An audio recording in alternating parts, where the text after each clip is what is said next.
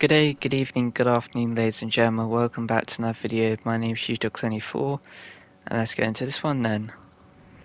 So we're back on Need for Speed Hopsy Remastered once again. Episode 16 we're up to. So in a few episodes, I'll be doing one where we look back at the cool things that have happened throughout this series so far. And also, yes, this video is coming out late, and that's because I went to the beach today, so I've only just done the recording for the voice like before it's about to go out pretty much, so I do apologize for that, but nonetheless this is how far we are through the game. So I think we only actually went up by 1% in the total game completion there, but there you go, that's how the cookie crumbles, I guess.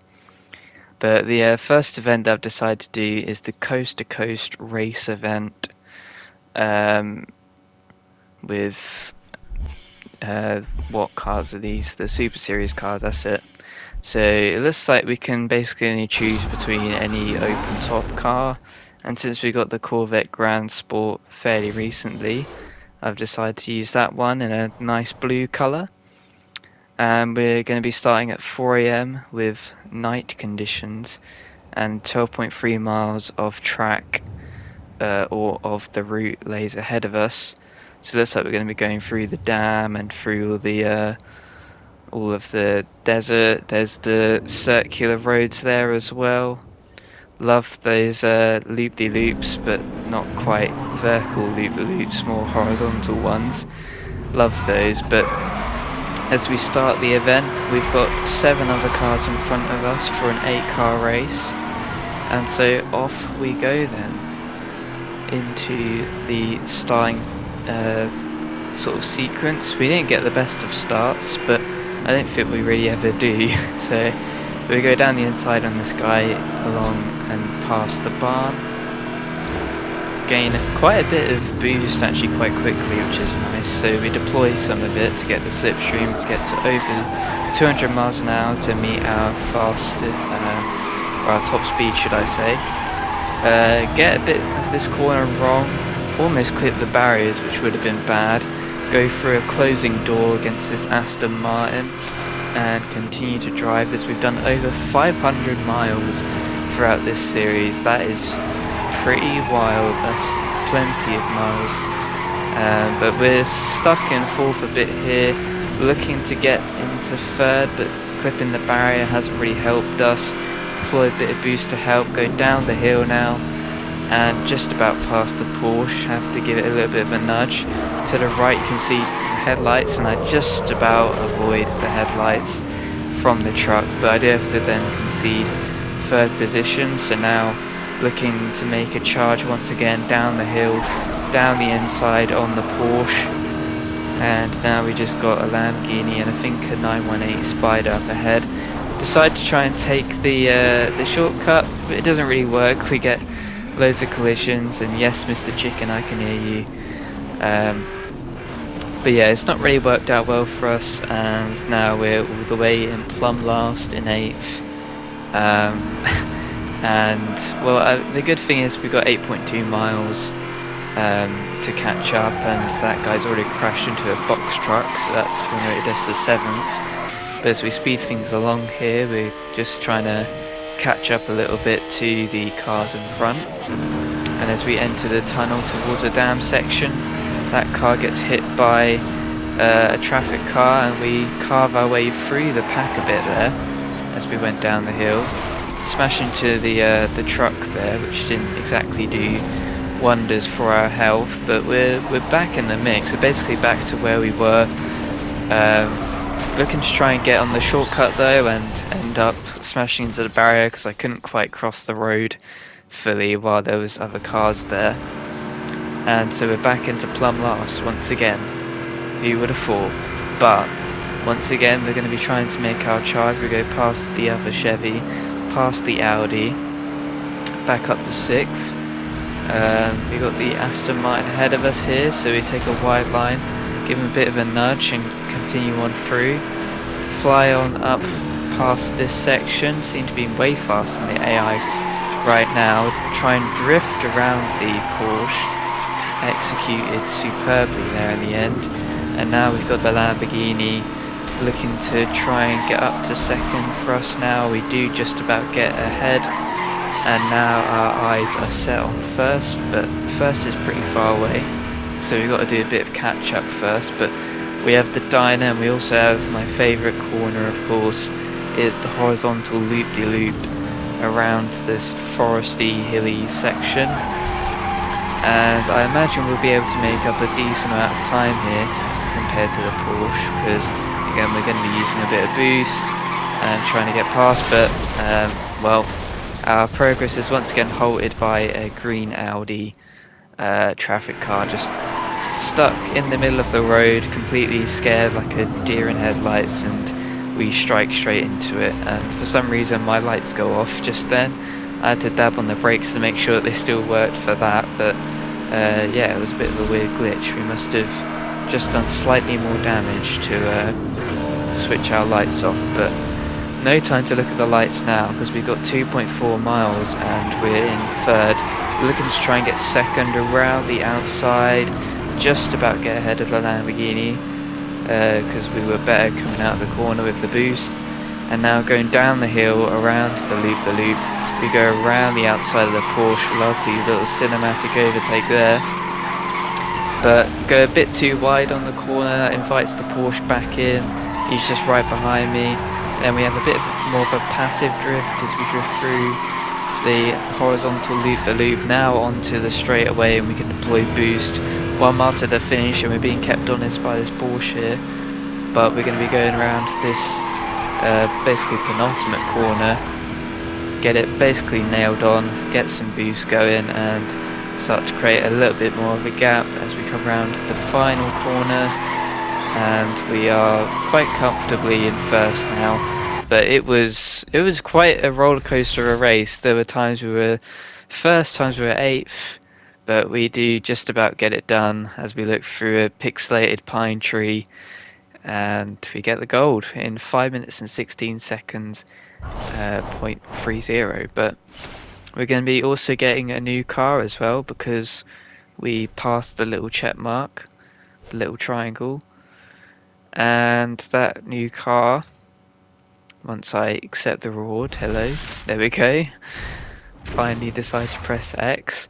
It's the Porsche Carrera GT for the exotic series, so can't quite use it just yet, but it will be lovely to use once we've done it. And I'm pretty sure we actually used that car in a preview event. But anyway, the next event is the Rule of Law Hot Pursuit event, and I had my eye on this one in the last episode, decided to save it for this episode.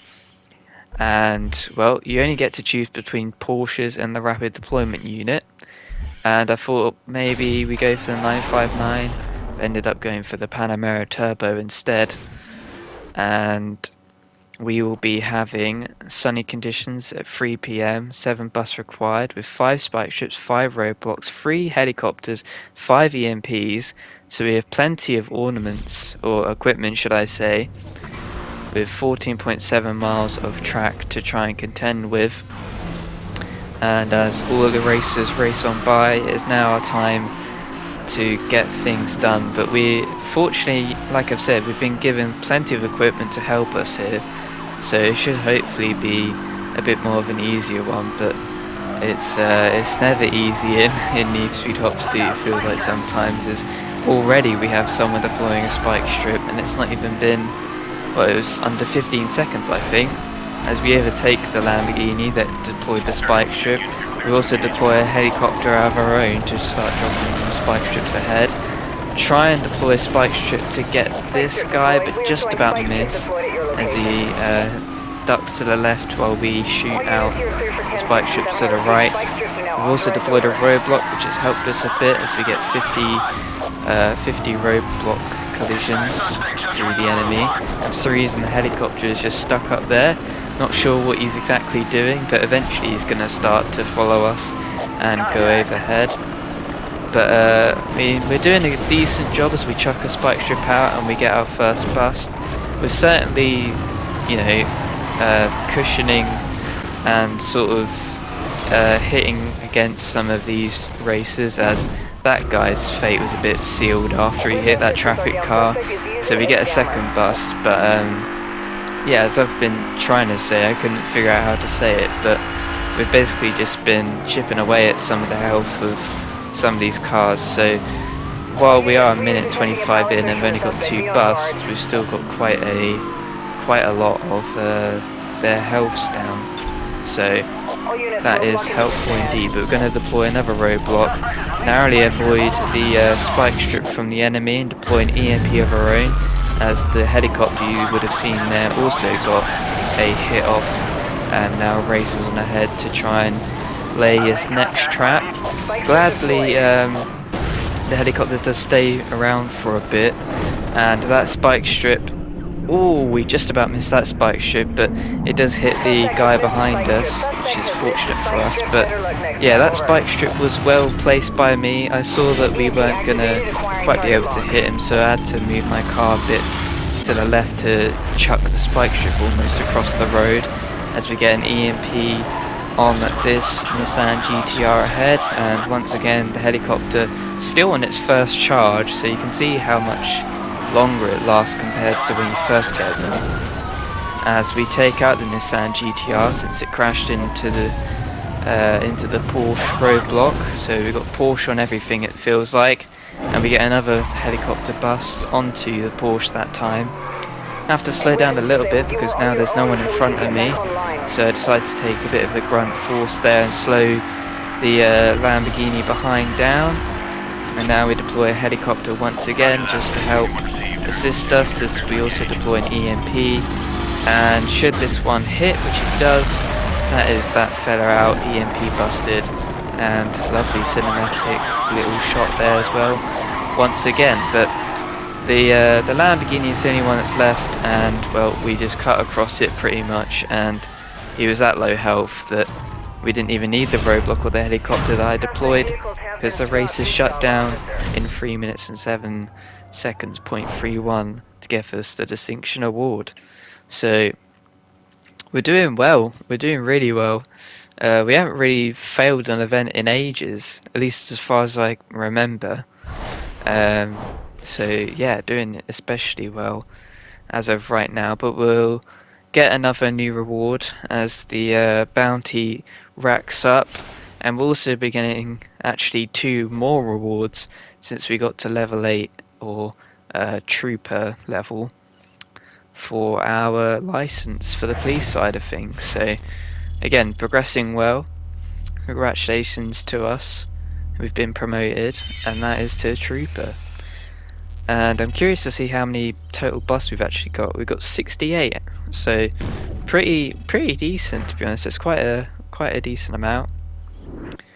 And we're also going to be getting a well, this is the one of 2 cars we've been getting today for the police side of things, and it's the Dodge Viper SRT 10 ACR, looking really nice. Love the blue as well.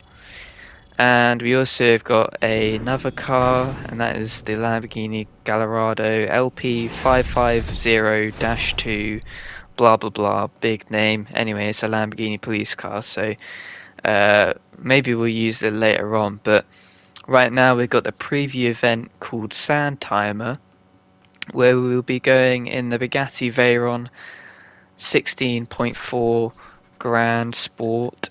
And I'm going to be choosing a lovely Italian red with black. And well, the time to beat is 3 minutes 30. We've got sunny conditions, and we need, if we wanted to unlock this car, we need to get 1 million bounty, which is over half of how much we have right now, as we've got 11.4 miles ahead of us at 6 PM, and we're going to be starting at the sort of fairground. I don't know what you call it, I guess the fairground, the pier, whatever, at the beach. I haven't really been to this part of the map in a little bit, so glad to see it. But it's going to be a lovely cruising drive here in the Bugatti, and I can tell you that it feels really nice, probably helped by the active aero.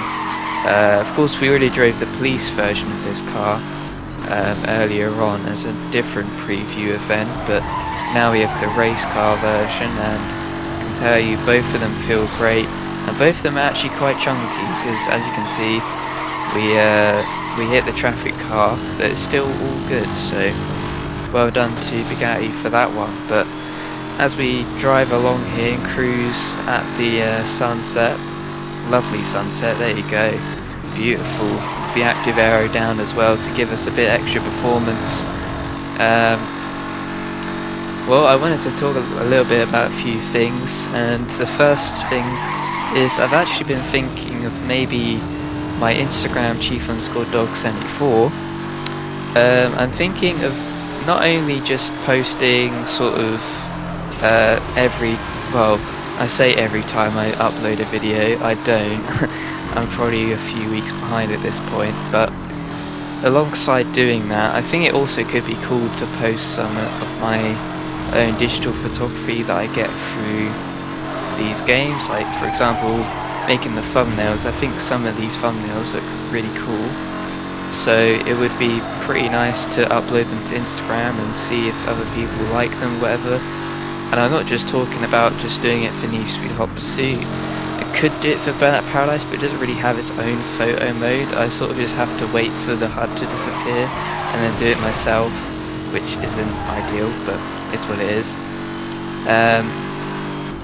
But there are other games that I play, like Horizon Forbidden West, or Elite Dangerous, or any of these sort of games where you can get some really cool photos. Even Shadow of War is got its own good photo mode, and so you can get some really cool photos, and I think it would be pretty sick to showcase some of them. But we're going to be hitting the top speed of 255 miles per hour, or 410 kilometers per hour if you use that measurement. So you can see how fast this car is. But yeah, as I've been saying, I think doing a little bit of digital photography in these games could be really cool, and could, if it gets shown on the official accounts of some of these games, then great. If not, then that's cool as well. So I think that could be quite cool. And another cool thing that I found earlier, literally just before recording this episode actually, was I've seen a game called Spectre Divide, which is a 3v3 Valorant looking sort of game, but you get to deploy another person, and you can switch between like controlling each person, and I think that looks like a really cool part. So I've requested to see if I can play that. I probably won't play it on YouTube or anything, but could be something cool to do in my own time, and then maybe I'll play it on YouTube later once it fully comes out. I'm not too sure, but anyway, while I've been rambling on, we have done the Sand Timer event pretty easily with, what was it, a 3-minute 13, 3-minute 18, something like that. We get the Colorado Spider LP 560-4 as well, so that is that's good. That's another card added to the collection. But we're going to be finishing off this episode with the Hang Tough Interceptor event. Usually it's Hang Tight, but Hang Tough. Okay, interesting name. Anyway, we're going to be using the new Lamborghini that we got because, well, why wouldn't you? It's a Lamborghini. It should hopefully help us quite a lot in this event. And in this event, we've got sunny conditions at 8 PM, 3 minutes for distinction time, but no backups, no equipment, no nothing. We just have to use brute force here.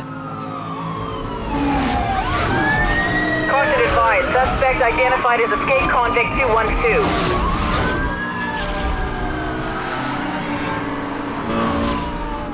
So yeah, now I'm very glad that I chose the Lamborghini, seeing as we have literally nothing. No helicopters, no roadblocks, no spike strips, no EMPs. We literally just have to use the force of our car to stop this guy. So it's going to be quite a challenge, but fortunately we are in a Lamborghini now, of course, so we should be able to catch up fairly well in most cases with the Chevy and still deal some decent damage as well. Though sometimes the AI does just like to boost away a bit and requires you to try and catch up to them, otherwise you give them a bit of a breather. But anyway, we're going to be chasing him down now, going at 200 miles per hour as we go over the hill. car bouncing a bit as we went over that hill as well, but it's all good in the end as we close up. Give him a bit of a T-bone, slam him into the wall there.